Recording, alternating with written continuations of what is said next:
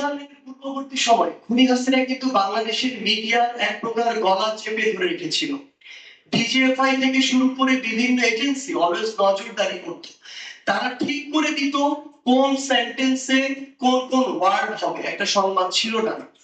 সেই জায়গায় আমাদের দেশের বাইরে এমন অসংখ্য ফ্রিল্যান্স জার্নালিস্ট ভাইরা ছিল যারা তাদের জায়গা থেকে আমাদেরকে সব সময় সাহস জুগিয়েছে, নতুন ইনসাইট দিয়েছে, খুনি হাসিনার রেজিমের বিরুদ্ধে কথা বলেছে।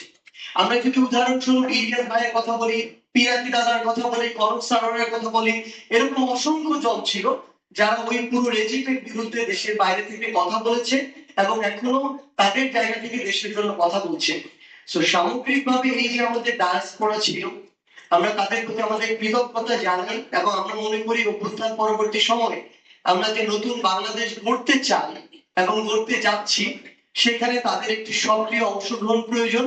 সেই কারণে আমাদের কেন্দ্রীয় কমিটির সাথে আমাদের এই ডায়াসপোরা উইং, আমরা বিশ্বাস করি আমরা ঐক্যবদ্ধভাবে যদি কাজ করি তাহলে যারা থেকে শুরু করে এতেশাম ভাই থেকে শুরু করে যারা এখন দেশে ফিরে আসার তাগিদ অনুভব করছেন, এবং আমরা যদি এই পরিবেশটা দেই তারা ফিরে আসবেন।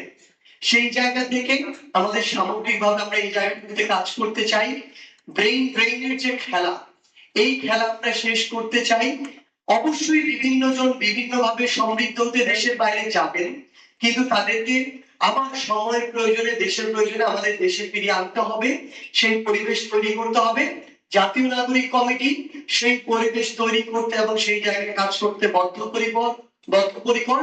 আমরা আপনাদেরকে অনুরোধ জানাই যে আপনারা আসবেন, আমরা একসাথে ঐক্যবদ্ধভাবে আগামী বাংলাদেশ বিনির্মাণে কাজ করে যাব। সবাইকে অসংখ্য ধন্যবাদ।